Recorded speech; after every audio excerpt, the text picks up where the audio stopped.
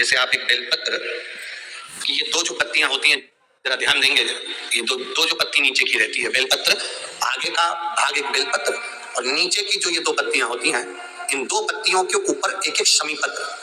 ये दो जो पत्तियां हैं, इन पत्तियों के ऊपर एक एक शमी पत्र और लाल चंदन ये रखकर कितना भी रोगीला व्यक्ति हो, रोग से ग्रसित व्यक्ति हो, जिंदगी में कितना ही दुख पड़ रहा हो, बेलपत्र की ये दोनों पत्ती जिसके ऊपर शमी पत्र रखकर, लाल चंदन रखकर श्री हनुमान जी महाराज और हनुमान जी महाराज के तीसरे नंबर के भाई श्री गतिमान जी। हनुमान जी कितने भाई हैं? 6। उसमें हनुमान, रतिमान, गतिमान, मत।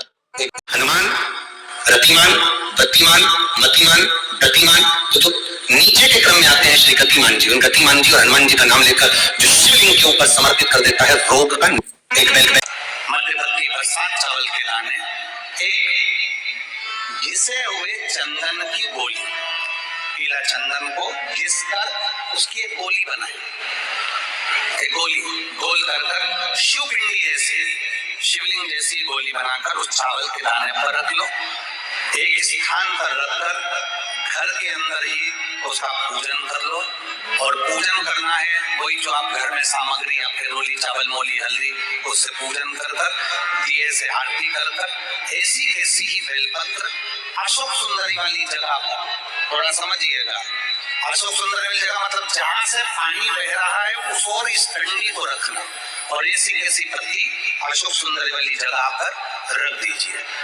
ये किसी भी प्रदोष के दिन या किसी भी सोमवार की अष्टमी के दिन या किसी भी विशेष शिवरात्रि के दिन आप ये एक बार केवल करना है और अपने मन की कामना कर उसको रखकर बाबा को घी का 2 दिया लगाकर आ जाना है। मेरा भोलेनाथ आपका हाथ पकड़कर आपको कंपटीशन एग्जाम में विजय दिलाएगा। पर मेहनत करना नहीं छोड़ना, परिश्रम करना नहीं छोड़ना, संघर्ष करना मत छोड़ना। अपनी मेहनत को 4 गुना करना है, अपने परिश्रम को 4 गुना करना है, अपने कर्म की लगन को बढ़ाना है।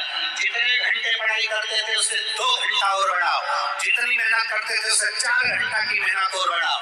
और साथ में 7 अक्षत, एक चंदन, पीले चंदन की एक शिवलिंग जैसी आकृति, छोटा सा शिवलिंग जैसा भाग रखकर घर में उसका पूजन कर ये का दिया से आरती लगाकर बाबा की आराधना कर दिल से कामना कर बाबा से वो ले जाकर ऐसे कैसा ही पता अशोक सुंदरी वाली जगह। अशोक सुंदरी की जगह जानते हो?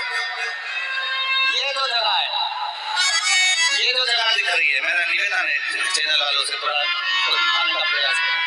ये 2 जगह है, ये शिवलिंग है, इधर शिवलिंग है और शिवलिंग के साइड में जो जगह होती है जहाँ से पानी बहता है उसको अशोक सुंदरी की जगह कहते। तो इस स्थान पर इस बेलपत्र को, इस बेलपत्र की डंडी पानी बहते समय, बेलपत्र की डंडी है वो पानी बहने के स्थान पर हो, उसको रख दीजिए। 2 घी के दिए लगाकर और घी के दिए का स्मरण करें। दोनों दिए गोल बत्ती के नहीं होंगे, दोनों दिए लंबी बत्ती के नहीं होंगे। जो 2 दिए आप लगाएंगे एक गोल बत्ती का होगा, एक लंबी बत्ती का होगा। गोल बत्ती क्या बोलते हैं यहाँ पर? फूल बत्ती, यहाँ फूल बत्ती बोलते। तो गोल बत्ती मतलब फूल बत्ती और लंबी बत्ती, लंबी वाली बत्ती। 2 दिए लगाना है, एक जगतजननी का, एक बाबा विश्वनाथ का। दोनों दिए आप रखकर बाबा को प्रार्थना कर दिल से आइए, मेरा शंकर आपकी कामना पूर्ण करेगा और पत्र व्यासपीठ पर जरूर आए अवश्य।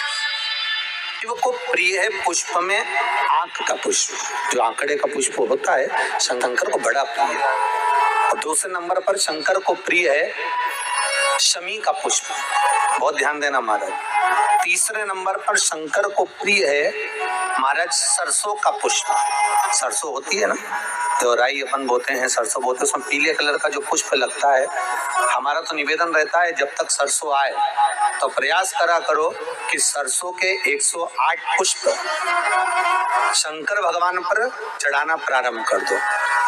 महाराज ये पक्का है कि वर्ष भर कोई बड़ी बीमारी आपको घेर नहीं सकती अगर सरसों के फूल शिव को चढ़ रहे हैं तो।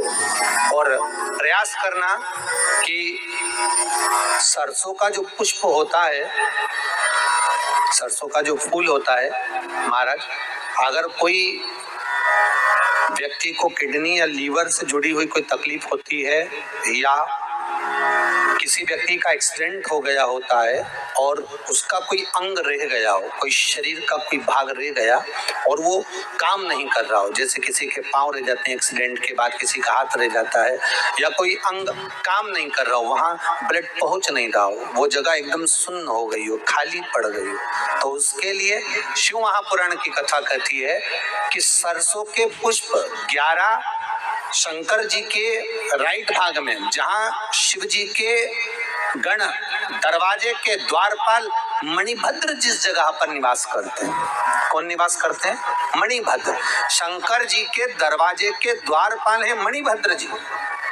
तो मणिभद्र दरवाजे के द्वारपाल में राइट भाग में मणिभद्र जी विराजते हैं।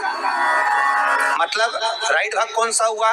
जब आप मंदिर से बाहर निकलेंगे तो राइट भाग, मंदिर में प्रवेश करेंगे जब राइट नहीं होना चाहिए, आप मंदिर से जब जाएं तो राइट भाग। मतलब आप मंदिर से राइट से जाएंगे तो शंकर जी का भी राइट हो जाएगा, क्योंकि शिव जी ऐसे बैठे हैं तो शंकर जी का भी राइट हो गया, देवता उनका भी राइट हो गया, तो राइट भाग सीधा हाथ मणिभद्र जी का स्थान।